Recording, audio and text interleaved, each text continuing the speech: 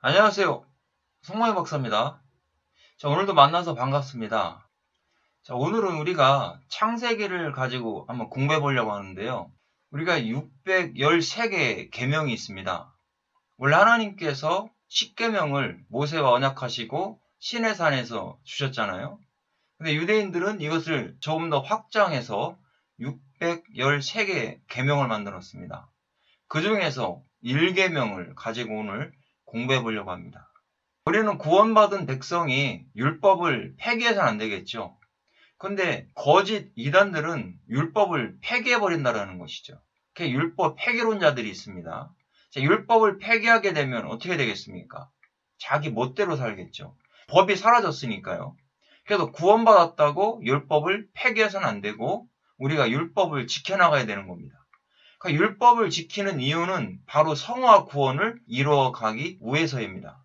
그 첫 번째가 바로 1계명, 창세기에서 말씀하고 있습니다. 오늘 창세기 1장 28절 말씀을 가지고 예수 그리스도의 구속사적 모형들을 한번 생각해 보고요. 하나님께서 왜 1계명을 주시면서 살라고 했는지를 한번 깨달아 보겠습니다. 1계명이 창세기 1장 28절입니다. 하나님이 그들에게 복을 주시며 하나님이 그들에게 이르시되 생육하고 번성하여 땅에 충만하라. 땅을 정복하라. 바다의 물고기와 하늘의 새와 땅에 움직이는 모든 생물을 다스리라 하시니라 라고 말씀합니다. 하나님께서 613개의 계명 중에 첫 번째 1계명을 주셨습니다. 먼저 생육하고 번성하고 충만하고 정복하라. 이 말씀을 주시는 거죠. 그러니까 구원받은 하나님의 백성들은 예수 그리스도 안에서 이와 같이 살아야 될 것을 말씀해 주고 있습니다. 그러면 우리가 생육한다라는 것을 한번 생각해 보겠습니다. 생육한다라는 단어가 파라라는 동사입니다. 그러니까 열매를 맺고 다산하다, 결실이 풍부하다. 하나님께서는 구원받은 백성들에게 열매를 많이 맺어라 라고 말씀하고 있죠. 바로 생육할 것을 의미해 주는 겁니다. 그러면 육적으로 보면 많은 자손들을 결실해야 될 것을 의미해 주지만 영적으로 보자면 많은 하나님의 백성들을 열매를 맺어야 되겠죠. 전도를 많이 해서 구원받게 해야 될 것을 말씀해 주고 있습니다. 그러면 우리가 문법을 통해서 한번 생각해 보겠습니다. 파라라고 하는 이 동사를 보니까요. 패로, 칼 명령법, 남성 복수형을 쓰고 있습니다. 칼은 능동태를 말씀해주고 있죠. 그럼 능동태, 생육하라라고 말씀하시는 주체가 누구인가? 여호와 하나님을 의미해주는 겁니다. 자, 명령법을 썼어요. 자, 명령법을 썼다라는 것은 반드시 해야 된다라는 것을 의미해주고 있는 것이죠. 그래서 생육하라. 자, 이것은 구원받은 백성들이 반드시 생육해야 될 것을 의미해 주는 겁니다. 구원받은 백성들은 예수 그리스도의 복음을 전파하여 주님이 이 땅에 오실 때까지 우리는 많은 생명들을 생육해야 된다라는 것이죠. 창세전에 선택받은 백성들이 이 세상에서 살고 있습니다. 그들에게 복음을 전파하는 겁니다. 복음을 전파하여 많은 영혼들을 생육해야 될 것을 생각해 볼 수가 있습니다. 마태복음 3장 10절에서 말씀합니다. 이미 도끼가 나무 뿌리에 놓였으니 좋은 열매 맺지 아니하는 나무마다 찍혀 불에 던져질 것이다. 자, 열매를 맺지 아니하면 찍어버린다라고 말씀하고 있습니다. 결국 열매 맺지 않는 자들은 하나님께서 심판하신다라는 것이죠. 마태복음 7장 19절에 말씀합니다. 아름다운 열매를 맺지 아니하는 나무마다 찍혀 불에 던져질 것이다. 자, 이것은 어떤 의미입니까? 결국 예수 그리스도의 십자가의 의로 구원받지 않고 율법의 행위의 의로 구원을 받으려고 한다면 아름다운 열매를 맺지 못하는 것이죠. 제대로 생육하지 못한 겁니다. 하나님께서 찍어버리시고 심판하신다라는 것을 말씀해주고 있습니다. 다음으로는 번성하라라고 말씀하고 있죠. 번성하다라는 동사가 라바입니다. 많아지고 커지고 증가하다라는 것이죠. 점점점 좋아질 것을 말씀하고 있습니다. 그럼 우리가 라바라는 동사를 문법으로 보겠습니다. 자, 이 라바를 보니까 칼 명령법, 남성, 복수를 쓰고 있어요. 자, 여기도 칼령을 쓰고 있다는 것은 주체가 여호와 하나님이시다. 그 명령법을 쓰잖아요. 여호와께서 명령하셨다라는 거죠. 그럼 반드시 피조물들은 번성해야 될 것을 말씀하는 겁니다. 커져야 될 것을 말씀하고 있고 점점점 좋아져야 될 것을 말씀해주고 있는 것이죠. 그럼 피조물들은 여호와 하나님의 말씀에 순종해야 된다라는 겁니다. 그러면 구원받은 우리들도 하나님의 말씀에 따라서 성장해 나가야 되겠죠. 바로 이것은 구원받은 백성들이 점점 성화 구원을 이루어가야 될 것을 말씀해 주는 거예요. 이거 해도 그만, 안 해도 그만이 아니에요. 왜요? 명령법을 사용하고 있기 때문입니다. 하나님의 명령이에요. 그러니까 하나님의 명령이기 때문에 우리는 그 말씀에 순종하기만 하면 되는 겁니다. 사도행전 6장 7절에 말씀하는데요. 하나님의 말씀이 점점 왕성하여 예루살렘에 있는 제자의 수가 심히 많아지고 허다한 제사장의 무리도 이 도에 복종하니라 라고 말씀하고 있습니다. 수가 많아졌다라고 말씀하고 있는데요. 점점 초대교회가 번성해가고 있다는 것을 알 수가 있죠. 복음을 전파해서 구원받는 숫자가 많아지고 있다는 거예요. 그럼 우리가 이 구약의 히브리어와 신약의 말씀과 일치시키기 위해서는 신약 히브리어 성경을 보면 알 수가 있다는 것이죠. 사도행전 6장 7절의 말씀에 보니까요. 하나님의 말씀이 점점점 왕성하여 갔다. 이것은 가델, 점점 왕성되어 갔다라는 거죠. 그래서 점점점 커져 갔다라는 의미를 가지고 있는 겁니다. 근데 여기에서 숫자가 많아졌다 했을 때 바이레부 점점 많아졌다라는 것이죠. 여기에서 라바라는 동사를 쓰고 있는 겁니다. 그럼 초대교회가 점점 증거해져 갔다라는 것을 말씀하고 있습니다. 자, 문법을 보니까 CW가 와우 접속사입니다. 즉시 복음이 전파되면서 계속적으로 증가하고 있다라는 의미를 가지고 있습니다. 자, 여기에도 보면 이 Q가 칼령입니다. 능동태형을 쓰고 있죠. 그러니까 이 능동태형을 쓰고 있다라는 것은 예루살렘에 있는 제자의 수가 복음을 전파하니까 많아졌다라는 얘기죠.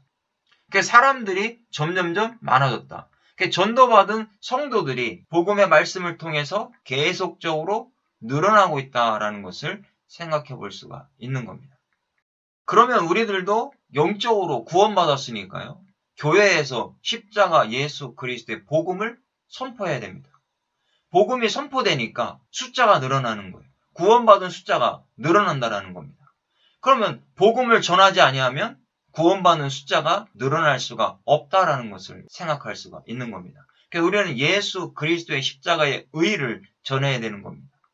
율법의 행위를 전해서는 안 됩니다. 다음은 충만하라고 했습니다. 땅에 충만하라고 했는데요. 말레라고 하는 동사입니다. 채우다, 가득 차다, 충만하다. 이것은 그릇에 물이 가득 채워진 그런 의미입니다. 완전히 채워졌다라는 거죠. 자, 이 말레의 동사를 문법으로 보겠습니다. 말레를 보니까 칼, 명령, 남성, 복수. 계속해서 명령법을 쓰고 있습니다. 그러면 피조물들은 땅에 채워져야 된다. 충만해져야 된다. 가득해야 된다라는 것을 의미해주고 있죠.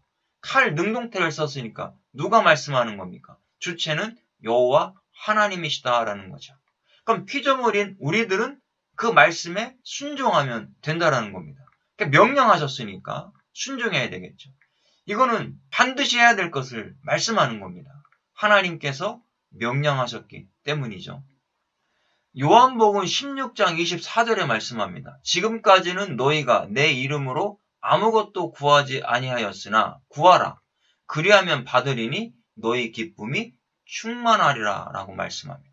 그러면 신약 성경도 신약 히브리어 성경을 통해서 한번 생각해 보겠습니다. 요한복음 16장 24절에 예수님이 말씀하시죠.